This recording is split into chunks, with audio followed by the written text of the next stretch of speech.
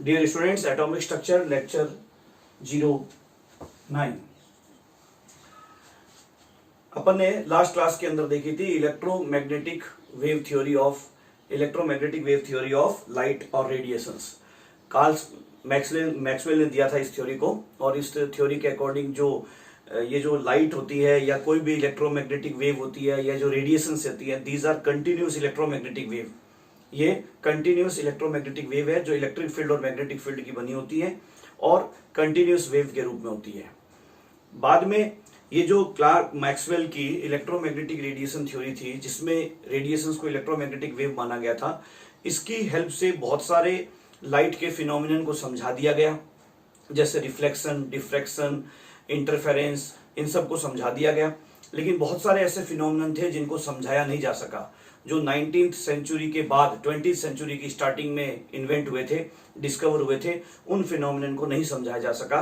तो उन फिनोमिनन को, जिसमें से मेन था black body radiation, Compton effect, इन सारे फैक्टर्स को समझाया नहीं जा सका था। इनको समझाने के लिए इन फैक्टर्स के बारे में आप फिजिक्स में डिटेल में पढ़ोगे। इनको समझाने के लिए 1905 में मैक्स प्लैंक ने quantum theory of electromagnetic wave दिया, रेडिएशन दिया, क्वांटम थ्योरी। ये जो क्वांटम थ्योरी है ये बोलता है कि ठीक बात है कि ये जो रेडिएशंस होती हैं, ये इलेक्ट्रोमैग्नेटिक वेव्स हैं, ये इलेक्ट्रिक फील्ड और मैग्नेटिक फील्ड की बनी है। इलेक्ट्रिक फील्ड और मैग्नेटिक फील्ड एक दूसरे के परपेंडिकुलर वाइब्रेट करते रहते हैं और उसके परपेंडिकुलर जो वेव है वो प्रोपागेट होती रहती है। लेकिन ये कंटिन्यूस वेव नहीं है। इलेक्ट्रोमैग्नेटिक वेव्स और radiations are not continuous wave. ये सतत तरंगे नहीं है, ये एनर्जी के छोटे छोटे बंडल्स की बनी है। आप यूं मान लीजिए कि ये जो लाइट वेव है प्रोपागेट करती हुई, ये इलेक्ट्रिक फील्ड, मैग्नेटिक फील्ड, ये इलेक्ट्रिक फील्ड, मैग्नेटिक फील्ड, ये इलेक्ट्रिक फील्ड, मैग्नेटिक फील्ड, तो एक पर्टिकुलर एनर्जी पैकेट बन जाता है। ये एक एनर्जी पैकेट की तरह बिहेव करती है। जैसे मान लीजिए कि ये चार इलेक्ट्रिक फील्ड पॉइंट मिल करके एक एनर्जी पैकेट बन जाते हैं। इस तरह से ये जो है वो कंटिन्यूस वेव नहीं होकर के डिस्क्रीट एनर्जी पैकेट्स की बनी होती है। जो क्वांटम थ्योरी का मेन पार्ट था वो था electromagnetic waves are not continuous wave, these are made up of discrete energy bundles or packets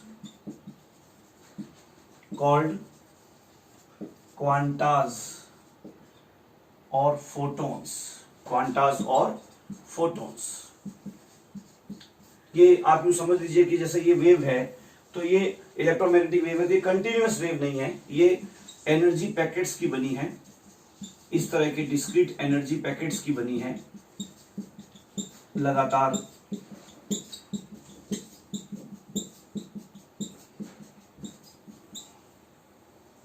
इस तरह से डिस्क्रीट एनर्जी पैकेट्स की बनी है। जो लाइन है ये केवल इनके प्रोपागेशन की डायरेक्शन को शो कर रही है, और इस तरह से ये एनर्जी पैकेट्स की बनी है। ये जो एनर्जी पैकेट्स हैं ये electric field and magnetic field के बने हैं। Electric field and magnetic field के बने हैं। ये जो एनर्जी पैकेट्स हैं ये energy bundles vibrating electric field और मैग्नेटिक फील्ड के बने हैं, लेकिन वो कंटिन्यूस वेव नहीं है, एनर्जी पैकेट्स के बने हैं, डिस्क्रीट एनर्जी बंडल्स हैं। इन एनर्जी पैकेट्स को हम बोलते हैं क्वांटम और फोटॉन्स। अगर वो किसी भी इलेक्ट्रोमैग्नेटिक वेव का एक सिंगल एनर्जी बंडल है तो उसको क्वांटम बोलेंगे, और अगर वो विजिबल रेज का लाइट का अगर एक एनर्जी बंडल है तो उसको अपन फोटोन बोलेंगे, है ना। तो लाइट का उसको क्वांटम के साथ साथ फोटोन भी बोल सकते हैं। A quantum of light is called photon. सारे इलेक्ट्रोमैग्नेटिक वेव के जो एनर्जी बंडल्स हैं वो क्वांटम कहलाएंगे, और जो लाइट का क्वांटम जो एनर्जी बंडल है, ईच एनर्जी बंडल, वो क्वांटम कहलाने के साथ साथ फोटोन भी कहलाएगा। तो इस तरह से ये जो क्वांटम और फोटोन होते हैं ना, इनकी एनर्जी फिक्स होती है, और वो एनर्जी इनकी फ्रीक्वेंसी या इनकी वेवलेंथ पे डिपेंड करती है। और वो energy of one quantum, energy of one photon होगी h न्यू। और अपन जानते हैं कि c is equal to nu lambda, so nu is equal to c upon lambda. Nu जो खुद है वो सी अपॉन लेमडा के बराबर है, तो E is equal to nu की जगह मैं क्या लिख सकता हूं, सी अपॉन लेमडा, तो एच सी अपॉन लेमडा। ये प्लैंक की क्वांटम थ्योरी के फॉर्मूलाज कहलाए। फॉर्मूला 1A बोल दो, फॉर्मूला 1B बोल दो। E is equal to, E क्या है, H is equal to h nu क्या है, वन एनर्जी बंडल की, वन क्वांटम की, किसी भी रेडिएशन के वन क्वांटम की जो एनर्जी है वो E के इक्वल होगी, जो H इंटू न्यू के इक्वल होगी, जो एच सी अपॉन लेमडा के इक्वल होगी। और इस तरह से जब भी किसी ऑब्जेक्ट पर लाइट वेव गिरती है तो ये एनर्जी बंडल्स उसके अंदर एब्जॉर्ब हो जाते हैं। और कोई भी सिस्टम, कोई भी बॉडी, कोई भी पार्टिकल इन रेडिएशंस को एब्जॉर्ब करते समय इनके क्वांटाज को एब्जॉर्ब करता है। या तो उसका 1 क्वांटा एब्जॉर्ब हो सकता है, या 2 क्वांटा, या 100 क्वांटा, या 1000 क्वांटा, या 1 मिलियन क्वांटाज, है ना, 1 करोड़ क्वांटाज एब्जॉर्ब हो सकते हैं। क्वांटाज का कभी टुकड़ा नहीं हो सकता। These quantas can not be divided, या हाफ क्वांटा पॉसिबल नहीं है। ये एनर्जी का किसी रेडिएशन को जब हम किसी सिस्टम पर एब्जॉर्ब करवा रहे होंगे, कोई बॉडी, कोई सिस्टम किसी रेडिएशन को एब्जॉर्ब कर रहा होगा, तो वो या तो उस रेडिएशन का 1 क्वांटा एब्जॉर्ब कर रहा होगा, मतलब उस क्वांटाज के होल नंबर मल्टीपल्स में वो उस रेडिएशन को एब्जॉर्ब करेगा। वो 2.5 क्वांटा एब्जॉर्ब नहीं कर सकता, 2.5 क्वांटा इमिट नहीं कर सकता। इन क्वांटाज का टुकड़ा नहीं हो सकता। ये उस रेडिएशन का छोटे से छोटा एनर्जी वैल्यू है जिसके रूप में वो रेडिएशन, वो इलेक्ट्रोमैग्नेटिक वेव जो है वो नेचर में एग्जिस्ट कर रही है। तो इस तरह से ये जो क्वांटम थ्योरी थी मैक्स प्लैंक की, ये कहलाई particle nature of light, particle nature of radiations. और इसकी वजह से हम ये मानते हैं कि लाइट में भी, इसका मतलब माइक्रो लेवल पर अगर हम लाइट को देखें, इलेक्ट्रोमैग्नेटिक वेव्स को देखें, रेडिएशन को देखें, तो उनमें डुअल नेचर है। वो वेव तो है ही है, वो वेव तो है ही, उनमें वेव कैरेक्टर है। इलेक्ट्रिक फील्ड और मैग्नेटिक फील्ड एक दूसरे के परपेंडिकुलर ऑसिलेट कर रहे हैं, और लेकिन उनमें पार्टिकल नेचर भी है। इस तरह से एनर्जी बंडल्स का बना होना जो है वो पार्टिकल नेचर को रिप्रेजेंट करता है। और आइंस्टाइन तो इससे भी एक कदम आगे निकल गए। आइंस्टाइन ने कहा कि मैक्स प्लैंक ने जो ये क्वांटाज बताए हैं, फोटॉन्स बताए हैं, जिनसे मिलकर कोई भी रेडिएशन बनी होती है, उनका हम रिलेटिव मास बता सकते हैं। उनका रेस्ट मास तो 0 है। अगर इन क्वांटा को रेडिएशन एब्जॉर्ब हो जाए किसी के द्वारा तो उसका मास नहीं बढ़ेगा, क्योंकि जैसे ये क्वांटा रेस्ट में आते हैं, किसी सिस्टम में जाकर के किसी दूसरी एनर्जी में कन्वर्ट हो जाते हैं, ये मास में कन्वर्ट नहीं होते। इनका कोई रेस्ट मास नहीं है, इनका रिलेटिव मास है। और इनका रिलेटिव मास क्या होगा, M relative mass of those quantas. किसी भी रेडिएशन के एक क्वांटा का रिलेटिव मास हो जाएगा energy of 1 quanta upon c square, जहां c उसकी, c जो है वो वेलोसिटी ऑफ लाइट है, c इज वेलोसिटी। इन ये सारे फॉर्मूला जो हैं इसको आप फॉर्मूलाज बोल दो 1c। ये आइंस्टाइन ने बताया था, ये दोनों फॉर्मूलाज मैक्स प्लैंक ने बताए थे। अब इनके अंदर जो एब्रिविएशन यूज हुए हैं, इस तरह से प्लैंक की क्वांटम थ्योरी का मेन सार यही है कि रेडिएशंस कंटिन्यूअस वेव नहीं है, वो छोटे छोटे एनर्जी बंडल्स की बनी है, एनर्जी पैकेट्स की बनी है, जिनको क्वांटाज या फोटॉन्स बोलेंगे। किसी भी रेडिएशन के एक क्वांटम की एनर्जी उसी की फ्रीक्वेंसी या वेवलेंथ से रिलेटेड रहती है। एक अगर उसकी फ्रीक्वेंसी न्यू है तो उसके 1 क्वांटम की एनर्जी एच न्यू होगी, और अगर उसके वेवलेंथ लैम्डा है तो उसके 1 क्वांटम का energy h c upon lambda होगा। वेवलेंथ को हिंदी बोलते हैं तरंगदैर्ध्य, फ्रीक्वेंसी को बोलते हैं आवृत्ति। अब जो इन फॉर्मूलाज के अंदर जो ये सिंबल्स यूज हुए हैं वो क्या क्या है, ध्यान दीजिएगा। H कहलाया प्लैंक्स कांस्टेंट, H कहलाया प्लैंक्स कांस्टेंट, प्लैंक का नीतांक, जिसकी वैल्यू आपको याद रखनी है 6.625 इंटू 10⁻⁻34 जूल इंटू सेकेंड, और 6.625 इंटू 10⁻⁻27 अर्ग इंटू सेकेंड। जूल को अर्ग में कन्वर्ट कर देंगे तो 10⁻1 जूल इज इक्वल टू क्या होता है, 1 जूल इज इक्वल टू 10⁻7 अर्ग होता है, ध्यान रखना है। चलिए, E क्या है, what is E, energy of 1 quantum of that radiation, 1 quantum of that radiation. इसका यूनिट क्या हो जाएगा, जूल और अर्ग, जूल और अर्ग हो जाएगा। न्यू क्या है, frequency of radiation, frequency of radiation. Unit क्या हो जाएगा इसका, एमकेएस यूनिट लिखूं तो फ्रीक्वेंसी यूनिट जाएगी 1/सेकेंड और हर्ट्ज। लेम्डा क्या है, वेवलेंथ तरंगदैर्ध्य। फ्रीक्वेंसी को इंग्लिश में आवृत्ति हिंदी में आवृत्ति बोलेंगे, और वेवलेंथ को हिंदी में तरंगदैर्ध्य बोलेंगे। वेवलेंथ ऑफ रेडिएशन, उस रेडिएशन की वेवलेंथ तरंगदैर्ध्य, इसकी यूनिट क्या हो जाएगी मीटर, और अगर सीजीएस में लेवे तो सेंटीमीटर और एंगस्ट्रॉम और नैनोमीटर एक्सेट्रा। इस तरह से जो है वो अपन देख लेंगे।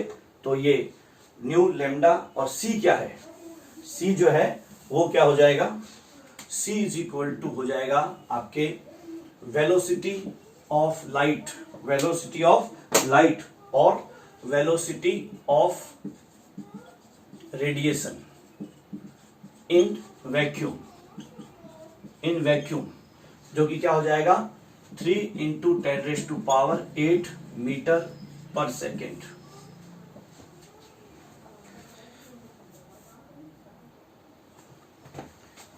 सी is velocity of radiation in vacuum, और एयर में भी लगभग वही रहती है, एयर में थोड़ी सी कम हो जाती है वैक्यूम के कंपैरिजन में। जैसे अगर वैक्यूम के अंदर 3 × 10⁸ मीटर पर सेकेंड है तो एयर के अंदर 2.99 × 10⁸ मीटर पर सेकेंड हो जाएगी, तो बहुत ही कम होगी, जिसको हम राउंडिंग ऑफ करके लगभग 3 ही ले लेंगे कैलकुलेशन में इजीनेस के लिए। तो इस तरह से ये हमारे पास आ गए। अब इससे रिलेटेड क्वेश्चंस आते हैं, खुद क्वांटम थ्योरी से रिलेटेड क्वेश्चंस आते हैं, वो किस तरह से आते हैं ध्यान से देखिएगा। कुछ क्वेश्चन सॉल्व करते हैं अपन।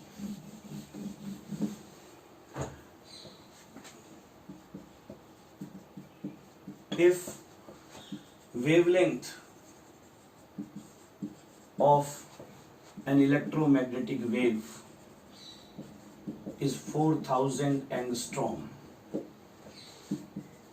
then calculate energy of its one quantum.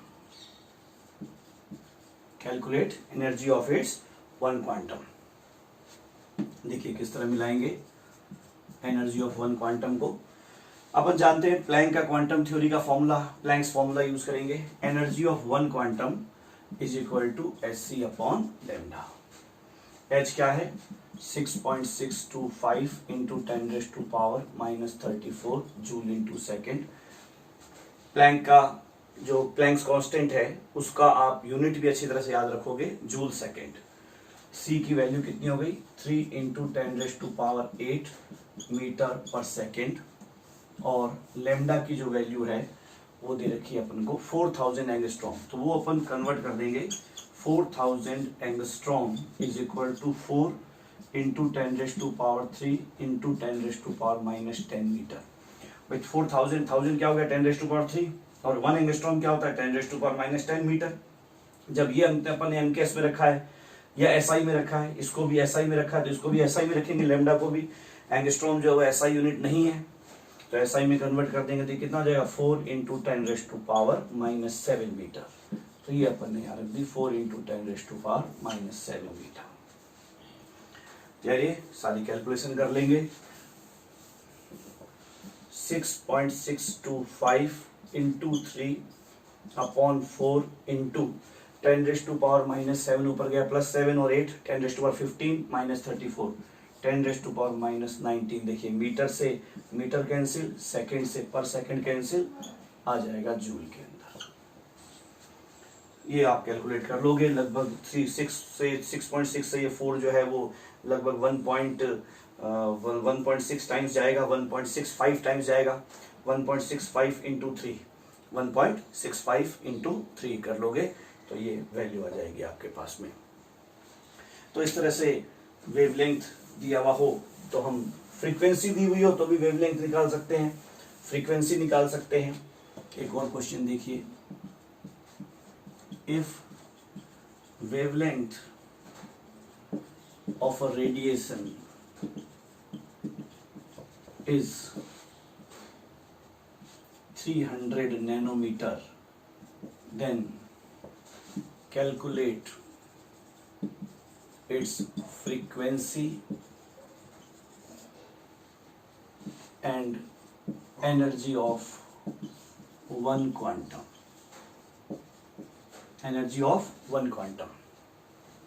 ध्यान दीजिएगा 300 नैनोमीटर अगर वेवलेंथ है, given that wavelength is 300 nanometre, 300 into 10⁻⁻⁹ metre, 3 into 10⁻⁻7 metre. तो एक तो इसकी फ्रीक्वेंसी भी कैलकुलेट करनी है।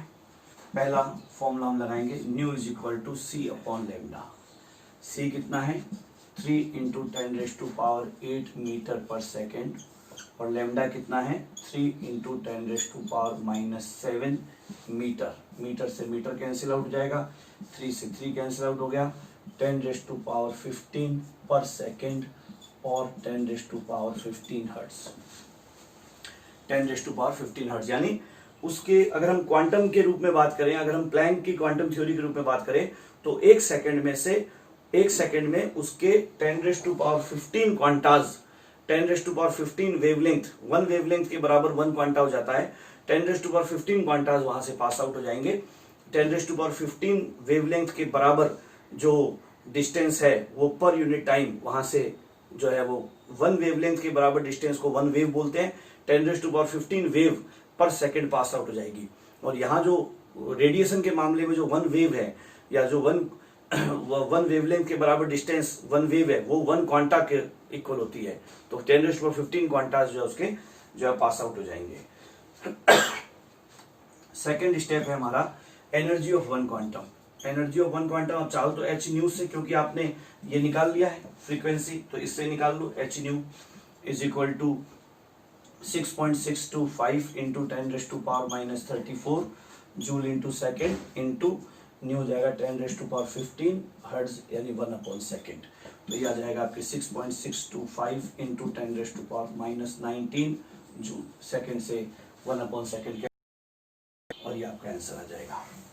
अब इसके अंदर 2 बातें और आपको ध्यान रखनी है, 2 फॉर्मूलाज और इंट्रोड्यूस करवा रहा हूं प्लैंक की क्वांटम थ्योरी में। एक होता है वेव नंबर। वेव नंबर, इसका सिंबल था न्यू बार, इसको हिंदी में बोलते हैं तरंग संख्या। वेव नंबर किसी भी वेव्स का निकाल सकते हैं। क्या होता है wave number? Number of waves in for any radiation for any wave, number of waves per unit distance, per unit distance, प्रति इकाई दूरी में उपस्थित तरंगों की संख्या, उसको हम बोलेंगे wave number. Number of waves per unit distance is called wave number of that wave. उस तरंग का तरंग संख्या कहलाएगा, प्रति इकाई दूरी में उपस्थित तरंगों की संख्या। भाई हम वेव को अगर हम एक बार कंटिन्यूअस वेव की तरह ही कोई वेव लेते चलें, तो हम जो एक क्रस्ट और एक ट्रफ मिला करके जो डिस्टेंस है, इसको 1 वेवलेंथ बोलते हैं। एक क्रस्ट और एक ट्रफ को मिला के जो डिस्टेंस है उसको हम 1 वेवलेंथ बोलते हैं। और उस 1 वेवलेंथ के बराबर डिस्टेंस, 1 वेवलेंथ के बराबर डिस्टेंस को 1 वेव बोलते हैं। इतना पार्ट क्या हो गया? 1 वेव। आगे जाकर के ये जो 1 वेव के बराबर डिस्टेंस है, ये बन गया 1 quantum for electromagnetic wave, for any wave, किसी भी वेव के लिए। और यहां जो है वो इलेक्ट्रोमैग्नेटिक वेव के लिए क्या हुआ कि ये जो एक वेव के बराबर डिस्टेंस है, ये एक एनर्जी बंडल बन गया। ये दूसरा वेव के बराबर डिस्टेंस है, दूसरा वेव बन गया, ये तीसरा वेव। ठीक है ना? तो यहां से यहां तक का जो डिस्टेंस है, एक क्रस्ट और एक ट्रफ को मिला करके, इसको 1 वेवलेंथ बोलते हैं। और 1 वेवलेंथ के अंदर जितनी वेव आई है, वैसे तो वेव एक कंटिन्यूअस एनर्जी का एक फॉर्म है, तो उसको हम काउंटिंग क्या करेंगे, लेकिन साइंस ने इसको भी काउंट करना सिखाया कि 1 वेवलेंथ के बराबर डिस्टेंस को 1 वेव बोलेंगे। तो अगर हम ये यहां से यहां तक की दूरी हम बोलेंगे 1 वेव आ गई, इस वेव की 1 वेव आ गई, 2 वेव, 3 वेव। तो यूनिट डिस्टेंस में, यूनिट मीटर में, 1 मीटर में, यूनिट सेंटीमीटर में, यूनिट डिस्टेंस में कितनी वेव्स आई हैं, वो कहलाती है wave number. Wave number clear अच्छी तरह से। और ये जो वेव नंबर होता है, ये होता है, हमेशा ध्यान रखना, वेव नंबर इज 1/λ। बहुत इंपॉर्टेंट फॉर्मूला है, वेव नंबर इज 1/λ। ये तरंग दैर्ध्य का व्युत्क्रम, इसलिए इसका एक और डेफिनेशन बना, inverse of wavelength is called wave number. Inverse of wavelength. तरंग दैर्ध्य के व्युत्क्रम को तरंग संख्या कहते हैं। इसका यूनिट अगर मीटर है तो इसका क्या हो जाएगा, मीटर इनवर्स, और 1/मीटर प्रति मीटर। क्लियर? तो वेव नंबर के रूप में अगर एनर्जी ऑफ वन क्वांटम का फॉर्मूला निकाले, एनर्जी ऑफ वन क्वांटम ये था, energy of one quantum E0 बोल दो चाहे इसको, energy of one quantum h new था, फिर न्यू की जगह हमने लिख दिया hc/λ, और 1/λ क्या होता है, न्यू बार, तो इसी का तीसरा फॉर्मूला हो गया hc न्यू बार। तो एनर्जी ऑफ वन क्वांटम को, किसी भी रेडिएशन के एक क्वांटम की एनर्जी को फ्रीक्वेंसी ऑफ रेडिएशन से निकाल सकते हैं, वेवलेंथ से निकाल सकते हैं, और वेव नंबर से निकाल सकते हैं। अच्छा, वेव नंबर, फ्रीक्वेंसी, वेवलेंथ और वेव नंबर ये भी आपस में कोरिलेटेड है। तो टोटल मिला के जो फॉर्मूलाज हो गए जो आपको ध्यान रखने हैं, एक तो फॉर्मूलाज, इंपॉर्टेंट फॉर्मूलाज जो आपको याद रखना है वो हो गया आपके, एक तो हो गया frequency is equal to c/λ, पहला फॉर्मूला। दूसरा wave number is equal to 1/λ। इन दोनों को अगर मिला दें, इन दोनों को अगर मिला दें तो 1/λ की जगह यहां पर क्या लिख सकता हूं मैं, फ्रीक्वेंसी। तो frequency is equal to c wave number. तीन तो ये फॉर्मूला रखना है, ध्यान रखना आपको। Nu is equal to c/λ, nu bar is equal to, nu bar बोलते हैं इसके सिंबल को। और फिर energy of one quantum is equal to h nu, energy of one quantum is equal to hc/λ, energy of one quantum is equal to hc nu bar. तीन ये formulas आपको याद रखने हैं, ये कहलाएंगे क्वांटम थ्योरी के फॉर्मूलाज। ये तो ओवरऑल जनरल फॉर्मूला है, ये कोई क्वांटम थ्योरी का फॉर्मूला नहीं है। क्वांटम थ्योरी का फॉर्मूला तो फ्रीक्वेंसी और वन क्वांटम की एनर्जी, वेवलेंथ और वन क्वांटम की एनर्जी, और वेव नंबर और वन क्वांटम की एनर्जी को कोरिलेट करता है। अब इससे रिलेटेड कुछ और न्यूमेरिकल्स आप सॉल्व कर सकते हैं। जैसे क्वेश्चन लिखिए। अच्छा, इसके अंदर एक फॉर्मूला और जिस पर क्वेश्चन आता है वो भी पहले देख लीजिए, उसके बाद फिर क्वेश्चन लाते हैं कि एनर्जी, गिवन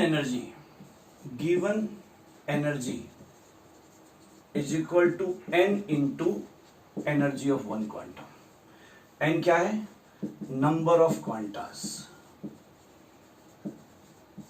किसी भी रेडिएशन के द्वारा एमिटेड एनर्जी, ये क्या है, energy E is equal to energy of radiation, energy absorbed और emitted in form of that radiation.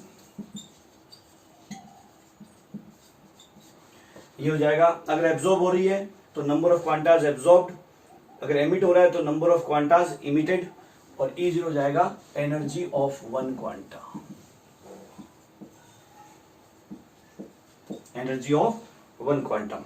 तो इस तरह से जो है वो हम नंबर ऑफ क्वांटाज भी, इससे रिलेटेड क्वेश्चंस भी आते हैं कि भी अगर किसी सब्सटेंस ने रेडिएशंस के रूप में इतनी जूल एनर्जी एमिट की है और इस रेडिएशन के रूप में एमिट किया है, तो बताओ उसके कितने क्वांटाज एब्जॉर्ब या एमिट हुए हैं। तो इस क्वेश्चन को भी अपन सॉल्व करते हैं। तो ये सारे फॉर्मूलाज आप पहले अच्छी तरह से रजिस्टर में नोट कर लीजिए। अब देखिए इनसे related question. Next CRQ, if a system is emitting 10 joule of energy in form of a monochromatic light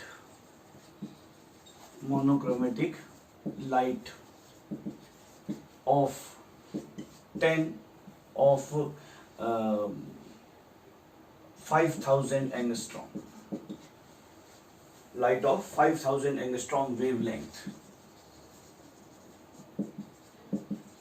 then calculate number of quantas emitted by this system, number of quantas of that light, of that radiation of that radiation emitted by that system। इसको आप अच्छी तरह से solve कीजिए video को pause करके।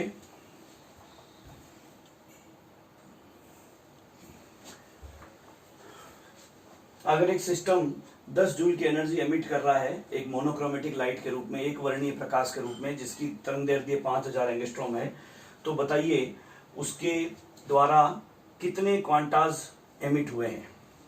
देखिए अगर क्वांटाज के रूप में अगर इसको हम कैलकुलेट करें सॉल्यूशन, सबसे पहले हम क्या करेंगे कि एनर्जी ऑफ वन क्वांटा निकाल लेंगे। लैम्डा कितना दे रखा है 5000 एंगस्ट्रॉम, यानी 5000 इंटू 10⁻⁻10 मीटर, यानी 5 इंटू 10⁻⁻7 मीटर।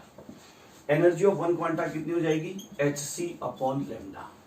h कितना है 6.625 into 10⁻⁻34 joule into second, upon c कितना है 3 इंटू 10⁻8 मीटर पर सेकेंड। इसके अलावा लैम्डा कितना है 5 इंटू 10⁻⁻7, 5 इंटू 10⁻⁻7 मीटर। इसको हम क्या लिख सकते हैं 10/2 लिख सकते हैं, है ना। तो ये तो चलो कैलकुलेट कर लेंगे अपन। तो ये तो आगे आपका एनर्जी ऑफ वन क्वांटा कितना आ जाएगा। ये देखो अगर हम कैलकुलेट करें energy of one quanta E0 is equal to 6.625 into 3 upon 5 into 10⁻⁻7 815 और 10⁻⁻19 जूल, ये आ जाएगा। इसको 5 को आप 10/2 लिख करके भी कैलकुलेट कर सकते हो। तो ये आ जाएगा आपके पास। पहले इसको एस डी चलने दीजिए। अब अपने को निकालना है कि भैया अगर वो 10 जूल एनर्जी एमिट कर रहा है, एनर्जी इमिटेड इज 10 जूल, ये क्या है एनर्जी एमिटेड, तो वो तो क्वांटाज के रूप में एनर्जी एमिट कर रहा है। तो 10 जूल एमिट करने के लिए उसको ऐसे ऐसे कितने क्वांटाज एमिट करने पड़े होंगे, E is equal to N into E0। अगर एक क्वांटम की एनर्जी E0 है और N क्वांटाज मान लीजिए उसने एमिट किए हैं, तब कुल मिलाकर के टोटल मिलाकर के E एनर्जी रिलीज की है, एमिट की है, तो E energy is equal to N into E0। तो N क्या हो जाएगा E upon E0, E upon E0, E कितना है 10 जूल और E0 कितना है 6.625 इंटू 3 अपॉन 5 इंटू 10⁻⁻19 जूल। तो जूल से जूल कैंसिल आउट हो जाएगा। N का नंबर क्या आ जाएगा देखिए 10⁻⁻19 जाए ऊपर जाएगा तो +19, ये 5 10 इंटू 5 अपॉन 6.625 इंटू 3 इंटू 10⁻⁹ क्वांटाज। इतने क्वांटाज उसने एमिट किए होंगे। इस तरह से हम इन क्वेश्चंस को सॉल्व कर लेते हैं। तो आपको एक क्वांटम का एक रेडिएशन का फ्रीक्वेंसी देकर वेवलेंथ वेव नंबर पूछ लेगा, फ्रीक्वेंसी वेवलेंथ वेव नंबर देकर के एनर्जी ऑफ वन क्वांटम पूछ लेगा, और किसी सिस्टम के द्वारा इमिटेड या एब्जॉर्ब्ड एनर्जी की वैल्यू देकर के ये पूछ लेगा कि बताओ अगर ये जो एनर्जी इमिट या एब्जॉर्ब हो रही है वो इस रेडिएशन के रूप में, इस मोनोक्रोमेटिक लाइट के रूप में, इस एक ही रेडिएशन के रूप में हो रही है, तो बताओ इस रेडिएशन के कितने क्वांटाज एमिट हुए होंगे या एब्जॉर्ब हुए होंगे। तो इस तरह से क्वेश्चन कहलाते हैं प्लैंक की क्वांटम थ्योरी से रिलेटेड क्वेश्चंस। अब ये दोनों थ्योरीज देखने के बाद बोहर ने अपना मॉडल दिया और बोहर ने कहा कि मेरे अकॉर्डिंग जो ये एटॉमिक स्ट्रक्चर है, एटम का स्ट्रक्चर है, इसके अंदर जो इलेक्ट्रॉन एनर्जी लेता और देता है वो रेडिएशन के रूप में देता लेता है, ये तो सभी जानते हैं। उस समय वो रेडिएशन के क्वांटम बिहेवियर के अकॉर्डिंग एनर्जी लेता और देता है। इस क्वांटम थ्योरी पर बेस्ड अपना मॉडल दिया नील्स बोहर ने, जिसको हम नेक्स्ट क्लास से स्टार्ट करेंगे। Niels Bohr's atomic model, first stable atomic model of atom.